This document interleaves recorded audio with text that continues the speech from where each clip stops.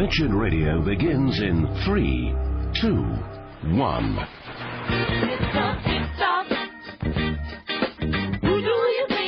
Every once in a while, we gotta the religious people. There are 720 churches in Charlotte. I'm sure we can find one where you can stuff your face. Shut up. Quit pointing out the problems. You know what? You're going to hell anyway. I don't even know about you. I got no time for you. Men will be lovers of self, proud, arrogant, abusive, swollen with conceit. You watch some of today's rock star pastors on their YouTube channels, and you will see every characteristic all listed in that text I just read. You will see it all played out in vivid detail on the church stage. It's time for Wretched Radio with Todd Friel. Hey, Bill! Stop looking out for me! This is Wretched Radio. Bill O'Reilly, well, bless his heart. He's trying to look out for me, and frankly, I wish he'd stop because... What? Where do fruit flies come from? Honestly, where do fruit flies come from? We are being overrun in the studio by fruit flies. We leave here on Friday, all is well, come back on Monday, and there's just bugs every place. There's no fruit lying around here. Where do they come from? How are we? Are we in some sort of sci-fi movie? Don't they come usually from fruit or from sugar or something? We're being... telling you, they're everywhere around here. Bill O'Reilly trying to defend the secular version of Christmas. I would like to ask the question... do we really need to defend this secularized version of Christmas? If you, as a Christian, have ever said, oh, it's become such a watered-down affair, and it doesn't even resemble what the holiday is really supposed to be all about, would it kill us if this secularized version went away? Really, if you've ever carped about your credit card bill come January, hey, would it be so terrible if all of a sudden the pressure to buy a lot of stuff disappeared? Would it be so awful if suddenly stores didn't put up snowmen, or they didn't put up some sort of acknowledgement of a holiday without actually acknowledging it being Christmas? Would it be so bad? Why? Oh, Santa Claus. If Santa Claus went away, I might actually enjoy Coca-Cola more. They're the ones who invented Santa Claus, don't you know? Would it be so terrible? But Bill O'Reilly, this is a part of a very large group of people in this country, a lot of evangelicals, who really believe that somehow Christmas and fighting for the Christmas holiday, it's kind of a big battleground. If we lose this, oh no, we're going to lose our country some more. I think the fact that it's under assault would indicate we already are. I think it's kind of the problem here. It's just a symptom of a much deeper problem of what is going on in our country. It is no longer a Christian, and I don't even care how you define that. We are no longer a Christian nation. The secularists have got their glums in. The strategy is working. They are overrunning historical, traditional, Judeo-Christian thought, and it's starting to reflect itself in society. And we are going to see more and more of this. For years we've been seeing these stories. The kids can't sing a Christmas carol. They can't have a Christmas tree. And so Bill O'Reilly, as he does every single year, goes after the war on Christmas. And Bill O'Reilly is attempting to defend the secular idea of Christmas, somehow removing the Christian part. Hey, this is just a big secular holiday. No, it's not, Bill. This is like saying, let's use Martin Luther King Day.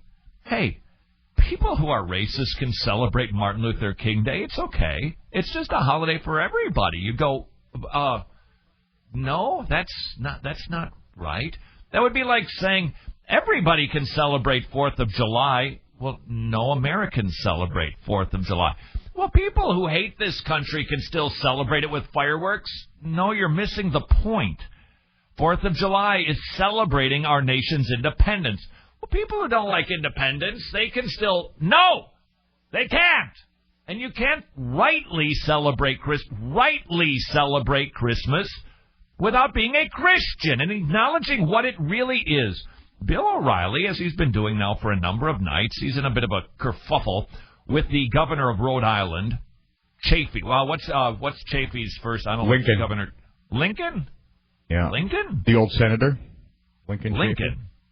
Yeah. That's his. Lincoln Chafee. Lincoln Chafee. I know what the problem is. This guy got beat up a lot as a child. No, I mean, really, we know now what happened to this kid. He's the governor of Rhode Island, and he's not calling it a Christmas tree. He's calling it a holiday tree. Gives everybody 30 minutes for the lighting ceremony because he knew that he'd get squawked at. And he did it a little bit later and only called it a holiday tree. And so Bill is in a bit of a fight with him. As kind of he's the poster boy this year for the war on Christmas. And Bill O'Reilly is trying to make a distinction, two distinctions really, that I think that you and I, dear Christian, we need to turn to the person next to you and say, eschew. I don't think we need Bill defending us on this one. Number one, we can't separate the secular from the sacred. You can't do it. You cannot really, if Bill O'Reilly is successful in secularizing the Christmas holiday, we will have lost our religion in it, if you will. Second of all, Bill O'Reilly is trying to defend it by calling it a philosophy. That's right. Christianity is a philosophy. Lutheranism, Catholicism, is a religion, but Christianity is a philosophy. And so you, back off, Governor Chafee. Jesus was just a philosopher, so it's okay to celebrate the birth of a philosopher. I would like to share with Bill O'Reilly, should he happen to be listening, 9 reasons why Christianity, maybe 10, why Christianity is not a philosophy. Okay, maybe 11 reasons. Number 1. We did some exhaustive research for at least 5 minutes and could not find one dictionary on the Internet, and they are all there, that indicates that Christianity is a philosophy. Not one. They all state it's religion. Not the word isn't even used. And they talk about Judaism. It's a religion. Islam. It's a religion. Now, there's denominations within Christendom, but those are religions too. It's just a different stripe of Christian religion. So that would be one reason. But I think as we get into the more detailed reasons, they become much more important. Jesus never claimed to be a philosopher.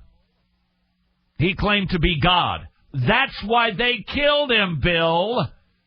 Jesus never said, I'm just pondering things. I got some ideas, want to lay them out there for you, see what you think. I've been pondering lofty ideas. Here they are. No, he never claimed to be a philosopher. He claimed to be God. Furthermore, a philosopher who claims to be God and who isn't is not a good philosopher. Okay, so Bill O'Reilly, to make his argument that Christianity is a philosophy, means Jesus is a philosopher. So that means you somehow now need to separate all of Jesus' teachings about him being God from everything else. That's what the Jesus Seminar does, Bill, and we don't need the Jesus Seminar, and we don't need you defending Christmas, secular version or otherwise. We don't need it, because Jesus claimed to be God. And if a philosopher claimed to be God and wasn't, you wouldn't call him a philosopher, you'd call him a nut. Jesus claimed to be God. He's not a philosopher. Number 2, philosophy seeks truth. Jesus was not a truth seeker. Jesus didn't ponder what might be right. He proclaimed what is absolutely true. Why? Because he himself is the truth. He wasn't like Aristotle. He wasn't like Sophocles, who pondered, how does the world operate? Jesus knows how it operates, because, remember point number 1 or 3, whatever it was? He's God. He's not a philosopher, wondering how this works best. Jesus is not a philosopher who seeks truth. He is the way, what's the second one? The truth, Bill, and the life. Jesus doesn't teach us what he thinks is right and try to live that way. He is the standard for what is right and true because he is right and true. Number 3 reason Christianity is not a philosophy. Philosophy is the pursuit of rational wisdom. Religion is the pursuit of supernatural wisdom. There's a difference. Typically, philosophy has a form of humanism inside of it. Rational or empiricism, testing it scientifically. No. Christianity is a religion that is in pursuit of supernatural wisdom. In other words, not man's wisdom, God's wisdom. Jesus was about God's wisdom, not human wisdom. Remember the contrast, both Colossians 1 and 2, 1 Corinthians 1 and 2, the contrast between the philosophies of the world and Jesus. It is so stark. It is well worth the read in Colossians 1 and 2. Don't be pursuing worldly philosophy. Jesus is what we pursue. Because this is God truth, not man's truth. All of those other systems are busted. They are broken. They are temporal. Which leads us to point number 4. Christianity, while rational, is a belief system. It is not a system per se of testing and scientific research. It's entirely rational. It makes complete sense. But it's a belief system, and I will say this again, recognizing the exposure that this gives us to the atheist, but this is the way our Bible presents it. The rationality, the understanding of Christianity being logical does not come before faith.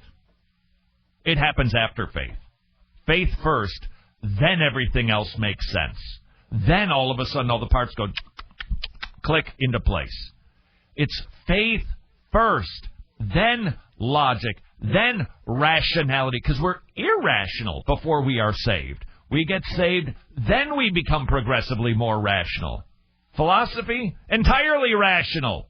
Christianity is a belief system. Number 5 reason that Christianity is not a philosophy. Philosophy has no authority. There's none. One philosopher's position on an issue is as valid as the next guy's. Who's right, Aristotle or Sophocles? Says who? I suppose Aristotle or Sophocles. Who determines what is right and what is wrong? I guess a group of other people. So the majority is right. What if the majority changes? Then suddenly that philosophy becomes wrong? If we believe that Aristotle, he was the right guy. He was so smart. But now, Plato. No, I like Plato. So was suddenly Aristotle wrong? If they have contradictory views on something. Was he ever right?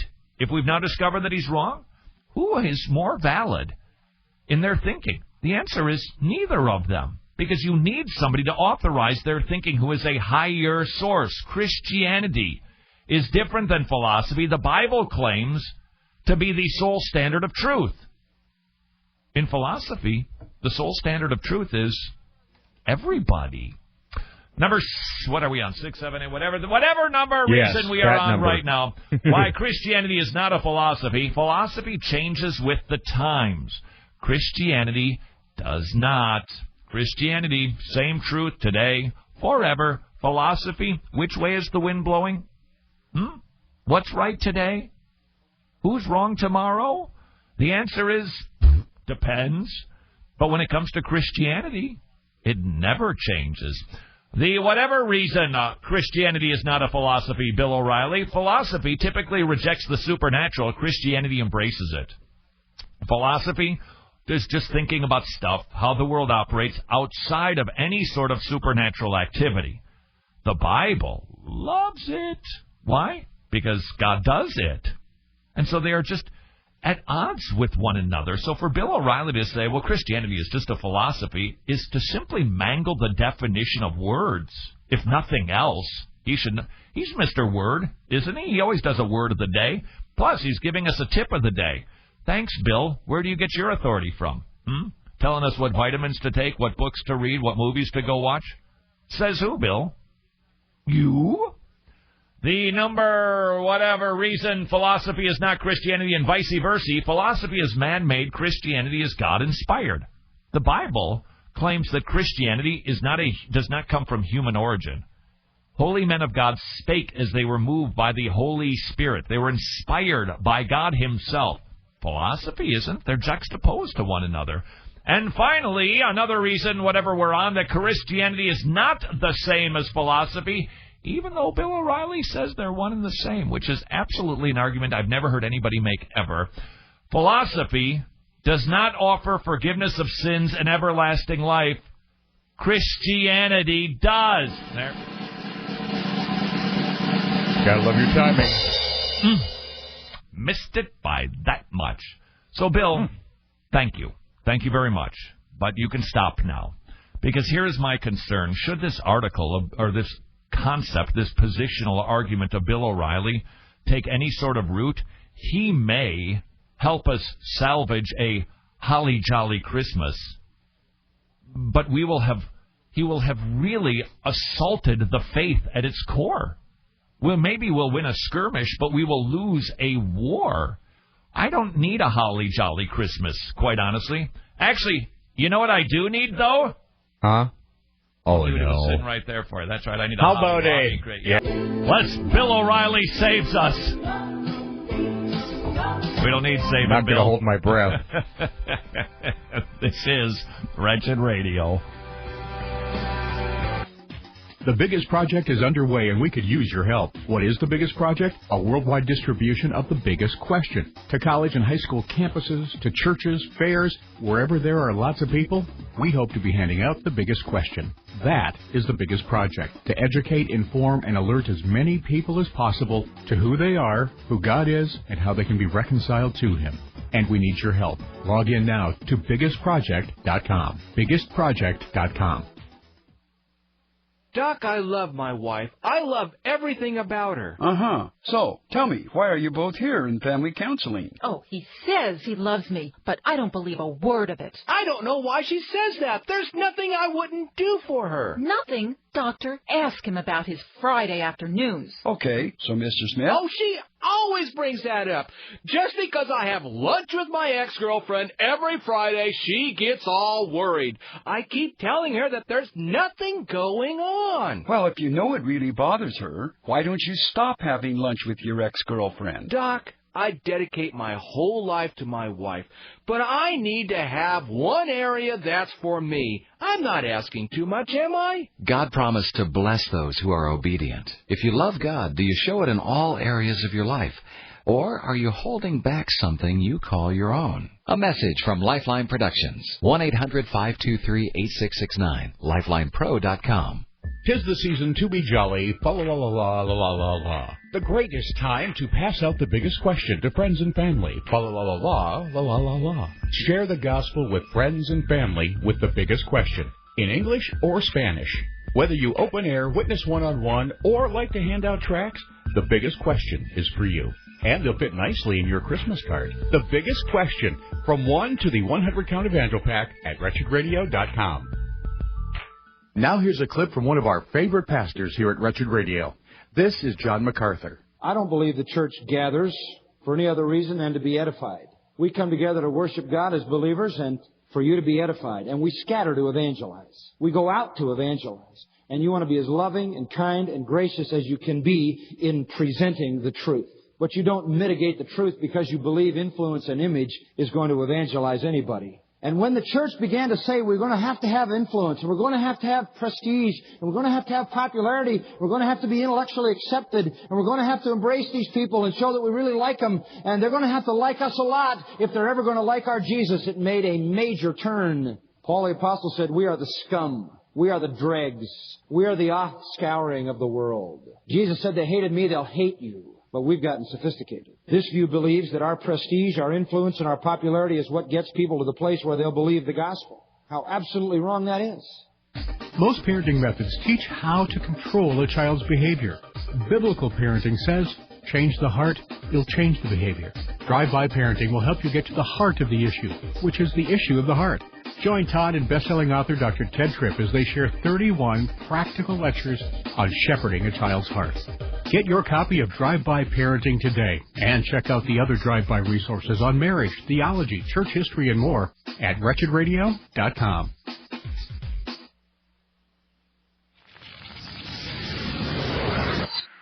It's a mistake only you could make.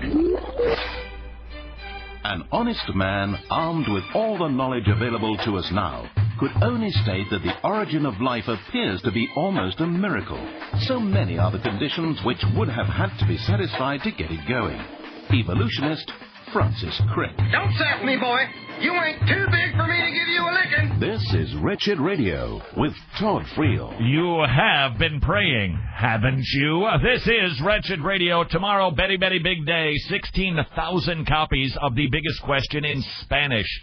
They'll be distributed all over the globe. Please be praying. Safety of the distributors, the open heart of the receivers, that people would watch this thing, that they would respond, that God would save them, and He would be glorified. They'd go to heaven. You'd get to hear about it someday. if there's calendars in heaven, I'm not sure there's going to be. If there's calendars in heaven, hey, by the way, Tony, do you recall we were spoofing about changing Sunday because the atheists, that's really kind of a church day. We're just going to change every day into numbers. Yeah. Guess what? Let me see if I can find that. I received an email from somebody who stated that actually has already happened during the French Revolution. The secularists, because really that was a big part of the French Revolution. Don't forget, it was not the same as the American Revolution. Our rights come from our Creator. Not so in the French Revolution. They wanted égalité. They wanted it to be man's ideas, humanism, empiricism. Well, apparently they changed the calendar, and they made it to be a 10-day calendar instead of a 7-day calendar. Now, I have no idea how that worked out. Do we get 4 days off? I don't. Well, in France, have you seen their GDP? I'm guessing they probably already do, even with a 7-day week.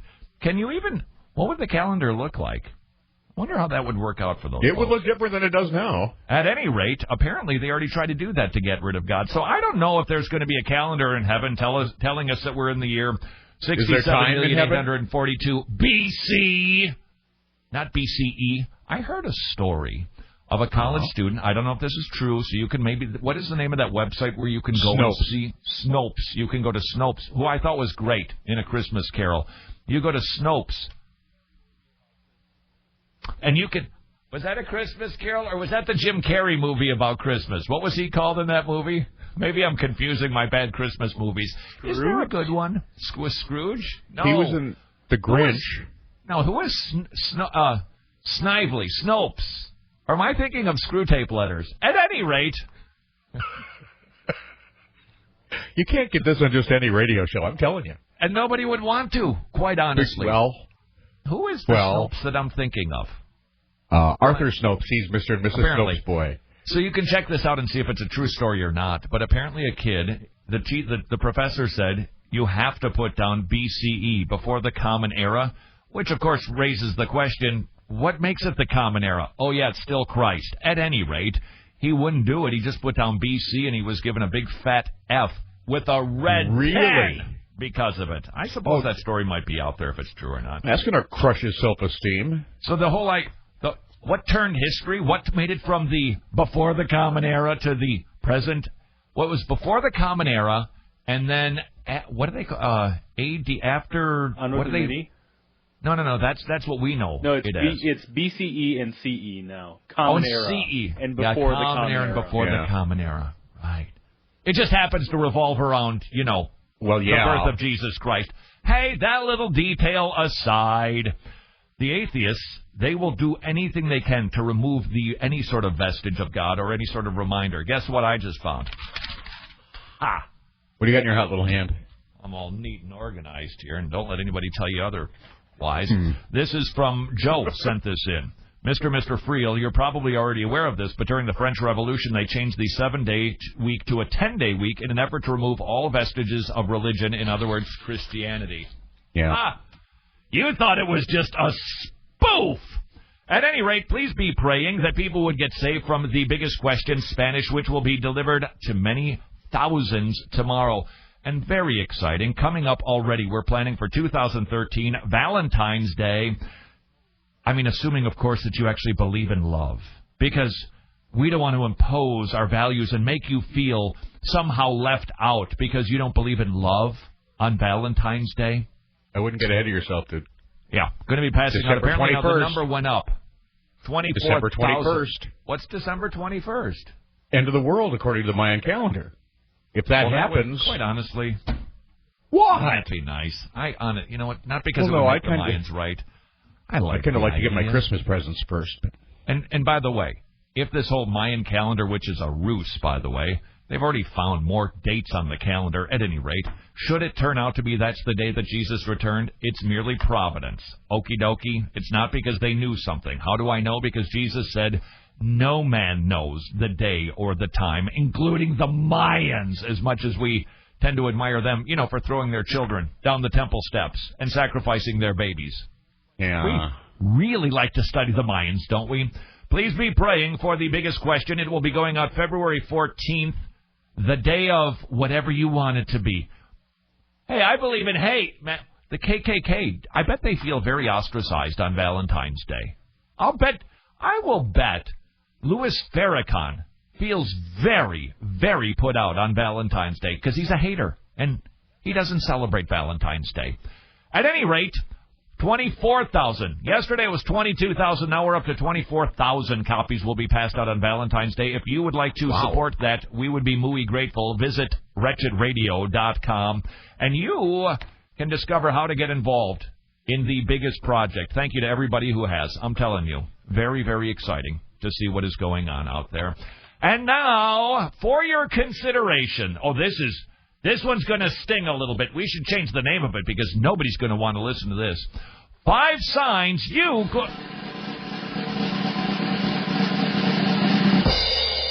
Not even close. You know, I can see why hitting the post is such a big deal for you. You glorify yourself. The sin of pride. Oh, it's one that we all have. Is the first one I'm awake? And if you don't think that you have pride, well, and you probably really have it, is what you really got. This is ways that you can glorify self through pride, courtesy of Paul Tripp, who frankly just keeps cutting a little too close to the bone for my taste. Number 1, you parade in public what should be kept in private. Hey, Tony, have I ever told you how many hours I spend every day reading my Bible? In quiet time? Never. I don't want to brag or anything. I'm just telling you. But if my math is correct, you spend about 52 hours a day. Give or take. Did somebody within tell reason. you? The more you think you've arrived, and the less you see yourself as daily needing rescuing grace, the more you will tend to self-referencing and self-congratulating. Because you are attentive to self-glory, you will work to get greater glory even when you aren't aware that you're doing it. You'll tell personal stories, and you look really good in them. You'll find ways in public settings of talking about private acts of faith. Because you think you're worthy of acclaim, you will seek the acclaim of others by finding ways to present yourself as godly. If you do that, you need to repent. Number 2, be way too self-referencing. Proud people, they talk about themselves a lot. You know, I once knew a president. Oh, wait a second, he won the second term.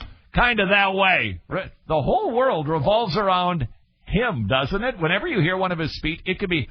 Today we're here to mourn the loss of these 75 people who gave their lives for this country. You know, I decided to give my life for this country. Back when I was growing up in, well, wherever it was that he grew up, I just felt the need to help bring equality and take money from rich people under the guise that it'll help the budget become balanced because I really want there to be all kinds of equality except for me. Because I like spending 21 days in Hawaii. You know, Michelle and I... excuse me, Mr. President, the 75 people who died?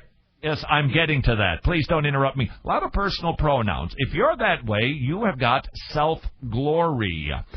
You talk about your opinions more than the opinions of others. You think that your stories are more interesting and engaging than other stories. You know, are you one of those people who can't wait for the other person to stop talking so that you can jump in with your brilliant thought?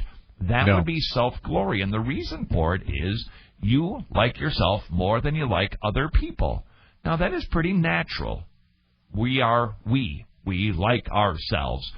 But it is the mature Christian who fights against that and starts to esteem others as greater than self. That is a mark of maturity and humility. A sign that you always talk about yourself is a sign of immaturity and pride. You know and understand more than others. You think you've earned the right to be heard because you know everything. So you talk a lot about you and your experience and your wisdom. Proud people don't reference weakness. Proud people don't talk about failure. Proud people don't confess sin. So proud people are better at putting the spotlight on themselves than they are in shining the light of their stories and opinion on God's glorious and undeserved grace.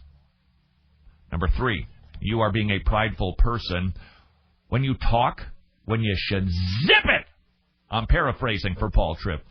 You will tend to want your thoughts, perspectives, and viewpoints to win the day in any given meeting or conversation. It does not matter. Are you that way? For instance, you're thinking Zaxby's for lunch. Somebody goes, I'm tired of Zaxby's, which I can't imagine. It looks like they're going to give $70,000 to a ministry in downtown Athens. Apparently, they do have a poor problem in the University of Georgia, Athens, Dogs Town.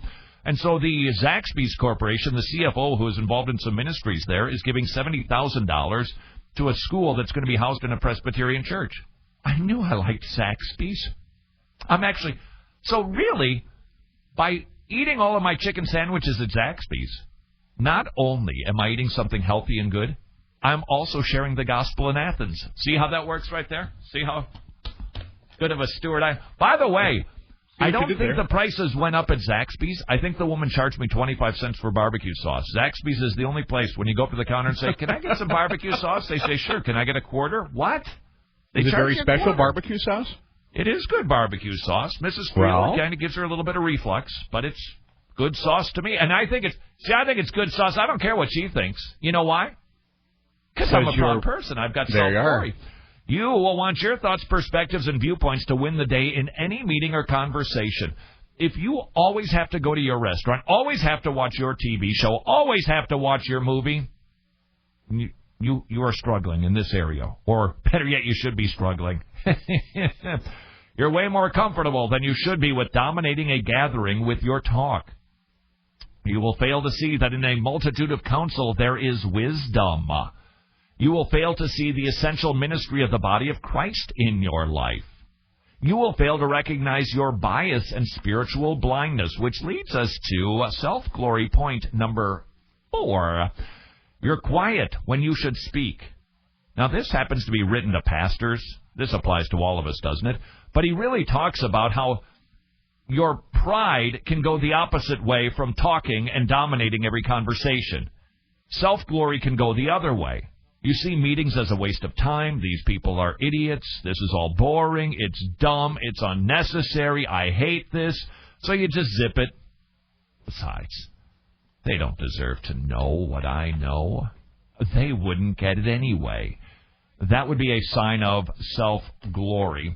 And finally, the number 5 sign that you have self-glory. You care too much about what people think about you. Timing. Most important thing about doing radio. Tony, how do you think I did on the list? Was it pretty good? Do you think it was good? Because I thought I could have done it a little bit better, but overall I think I kind of nailed it. Do you think that was pretty good? Except for the last one, you did fine. Do you ever go looking for it? You know how you can do that, right? You go fishing. I just don't know that I did a very good job. I did? Oh, stop! Could be a sign that you have vainglory. How do you get rid of this vainglory? What do you know? You remember the 2 messages of the cross. The first one helps you to get rid of the vanity. You're a bad sinner.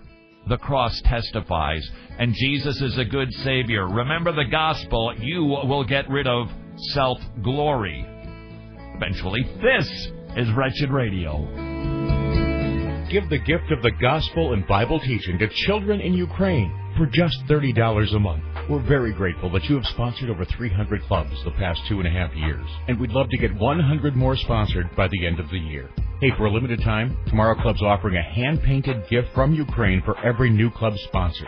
Kind of their way of saying thank you for helping reach the kids of Ukraine with the gospel this Christmas. Get all the details now at tomorrowclubs.org. tomorrowclubs.org.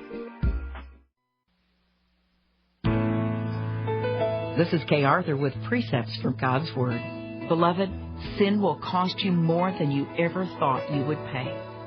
I never want to lose sight of the power of sin in my life. If you've ever been drawn into the whirlpool of sin, you know exactly what I'm talking about. Remember David in the Old Testament? He sinned against God with another man's wife, even having him killed.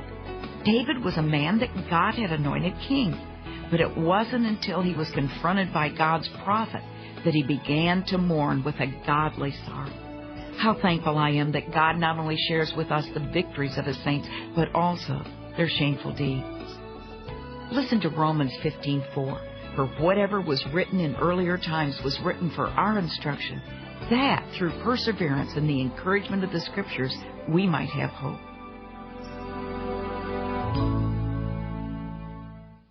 If you need help separating the true from the almost true, check out Drive-By Discernment. 70 lectures to help you learn who, what, and how to judge. When does a false teaching become heresy? What's the role of the church in defending the truth? And you'll learn how to discern for yourself. You'll avoid theological ditches, and you'll make sure you're walking in the gospel truth. Taken from the best of the best at the Psalm 119 conferences, get Drive-By Discernment today at wretchedradio.com. Can creationists be wrong? This is Ken Ham, author of the book The Lie Evolution. You know, that one's easy. Yes, creationists can be wrong. After all, they're human. We read the Bible and then study the universe, and we try to figure out how things like the global flood happened, what drove it, how it changed the earth. But we also get things wrong. Sometimes we have to throw out scientific ideas that no longer work. Now, that does not mean the Bible is wrong. You see, God's Word doesn't tell us exactly how everything happened. We have the basics, but not every detail. So there are many things God left for us to explore. For example, what animal kinds there were originally, how the fall changed the world, and so on. But in all our research, we can be sure that what the Bible says is totally true. Science confirms that the Earth is young, and you'll discover how on our website, AnswersInGenesis.org. You'll find faith-building resources at AnswersInGenesis.org. Perfect for your family or personal devotions, Exalted Worship, so great a salvation. All hail the power of Jesus' name, let angels prostrate for. Kirk Cameron will lead you in prayers and confessions. Though my sins rise to heaven, your merits soar above them. Scott Crepane brings you profoundly biblical worship songs and hymns. Eternal truth attends thy word. Get your copy of Exalted Worship at wretchedradio.com.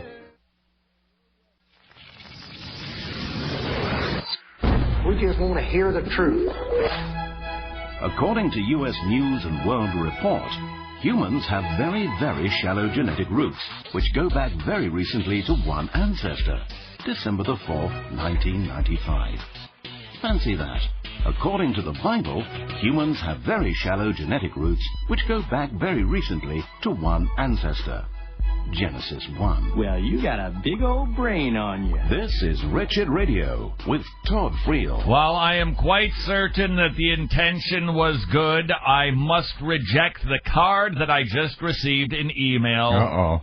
I will overlook the insensitivity, the offense that was given when this woman sends me, dare I speak the word, an anniversary card. You know, I don't happen to believe in this little calendar that you Christians go by, this annum thing, this annual business. I don't feel the constraint of this myth called calendar. So to wish me and my wife an anniversary is deeply feel so left out. So thanks a lot for the anniversary. I bet you believe in the flying spaghetti monster, too. Anniversary wish.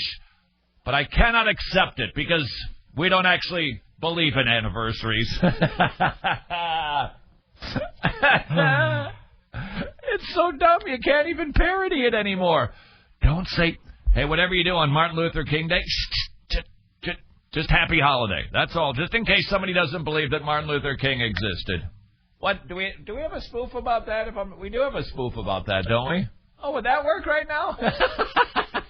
You know, you set him up on a tee, and it just this is why he doesn't golf much. Wait, hold on and quiet, Tony. It looks like we've got ourselves a breaking news story that I wasn't aware of. Hold on. This week, the ACLU has made a startling move to erase religion from the public sphere by eliminating the names of the days of the week.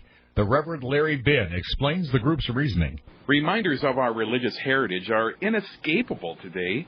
They send a message to atheists that they are not welcome. Even the days of the week are named after supposed deities, such as Odin and Thor. And in fact, the 7-day week originated from Judaism. We must be freed from the tyranny of religious-based calendars. The ACLU is working with congressional representatives to introduce a law that would eschew weeks and weekdays in favor of using strictly numerical dates. It is our hope to eventually uncouple the reckoning of years from the Christian BC AD paradigm, instead aligning years with something more universal, such as the birth of Charles Darwin. Todd, we'll check on this in the weeks. months to come. Yeah, wow, I didn't know I set that thing up so well. On a tee, dude, on a tee. That was a beauty of that. I don't think Charles Darwin I don't believe in Charles Darwin.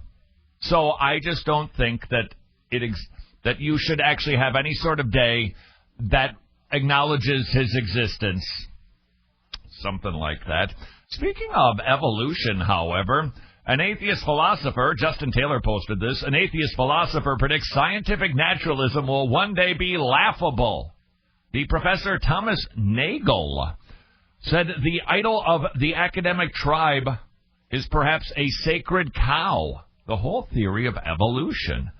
I find this view antecedently unbelievable. A heroic triumph of ideological theory over common sense. I would be willing to bet that the present right-thinking consensus will come to seem laughable in a generation or two. He's an atheist, and even he sees it as being absolutely ridiculous. Oh, what was the story that the Grand Canyon? The Grand Canyon. Here it is right here. Like that ACLU story. Set myself up. Study challenges presume age of the Grand Canyon. Do you know how old they think the Grand Canyon is, at least until this latest report came out? 5 or 6 million years old. Now, maybe 70. 5, 6, 70. Don't worry, atheists. You got nothing to worry about. Your theory is under control. It's consistent. It's working just fine. No panic. Hey, look at this little beauty of a story. Vision apparently evolved over 700 million years ago. You see, here's what happened. We weren't even aware. Dinosaurs. We had no ability to know that refraction worked, that light somehow could bounce off of something, telling us that, hey, that sometimes we just run past go when it comes to thinking. Sight. The concept of sight. Have you ever pondered where it came from?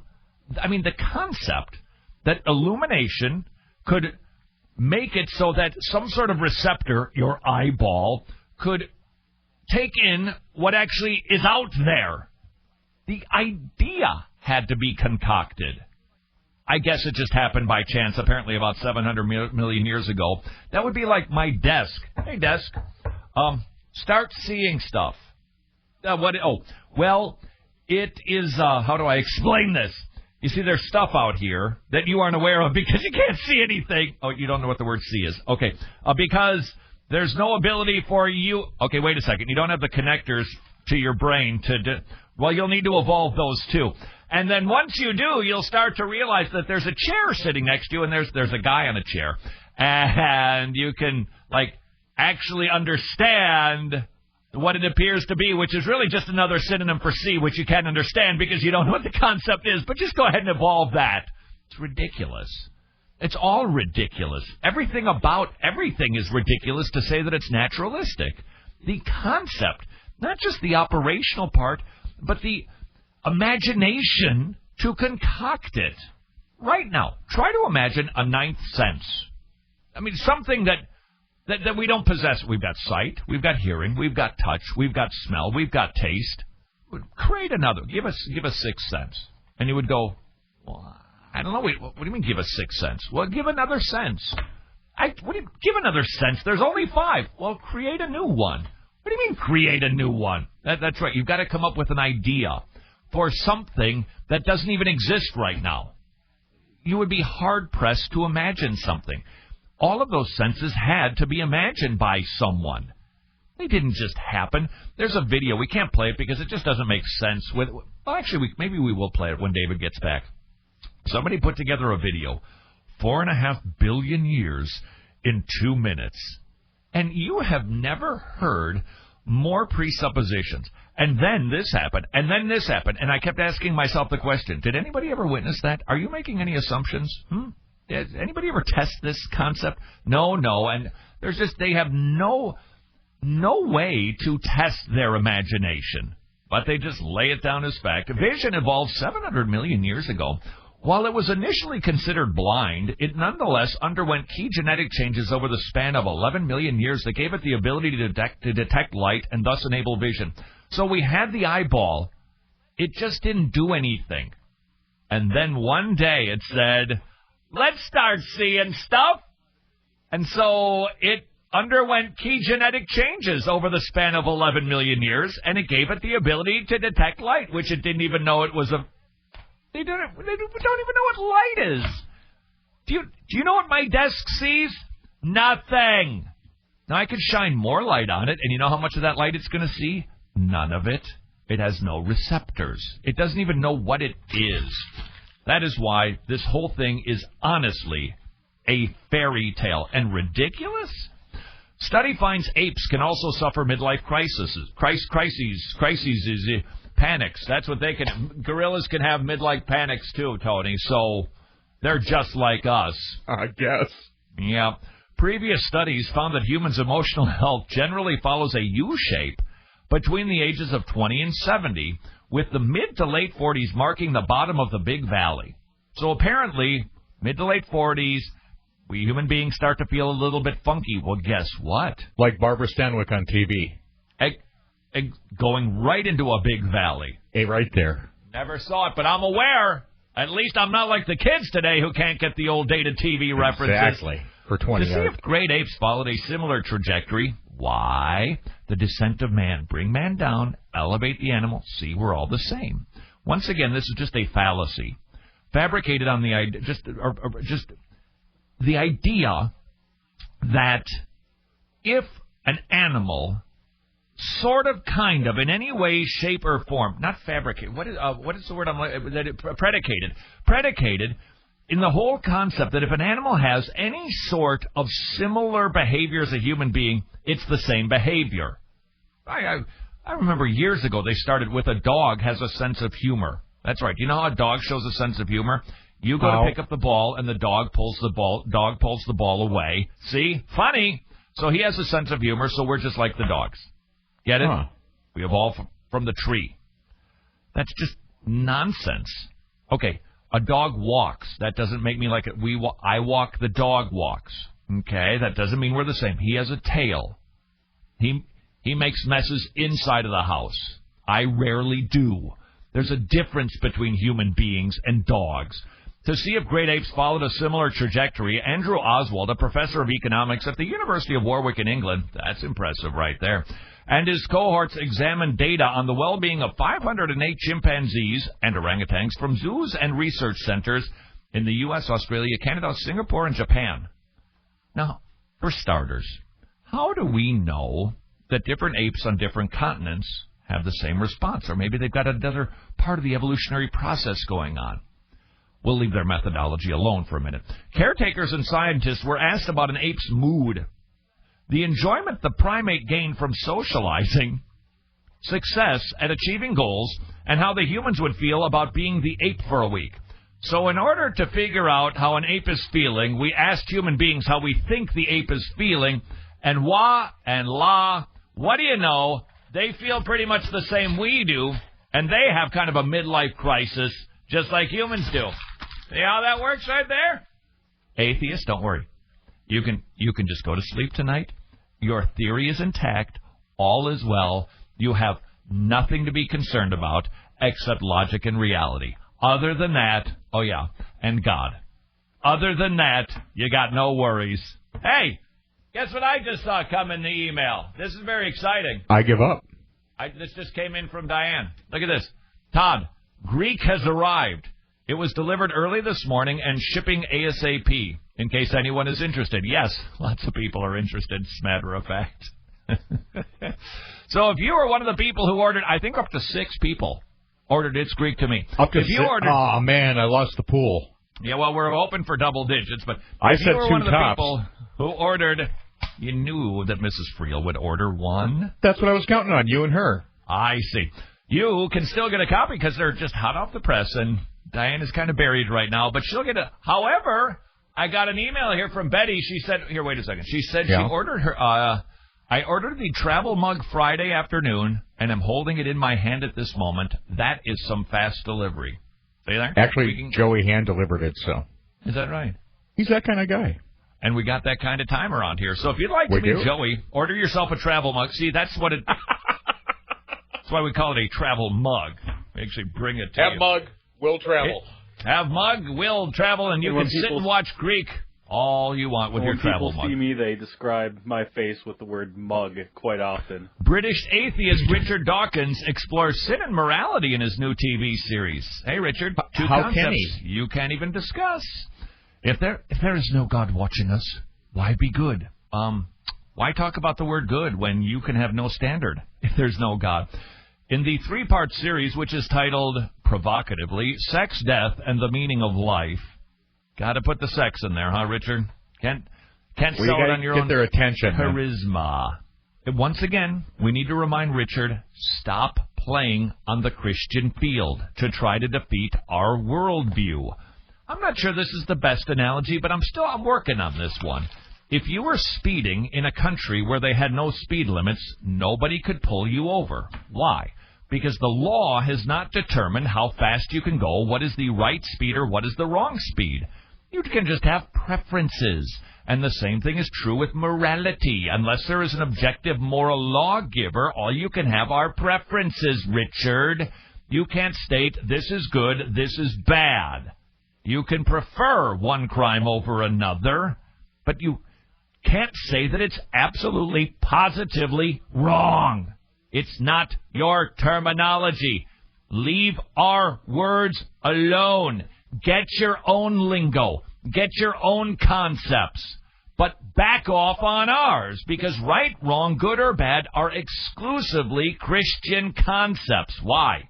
Because unless you have somebody who is above us telling us what is right or what is wrong, let me tell you something. It should be nothing but Lord of the Flies around here. I hope your series, well, I hope it's a bomb. Until next time, go serve your king.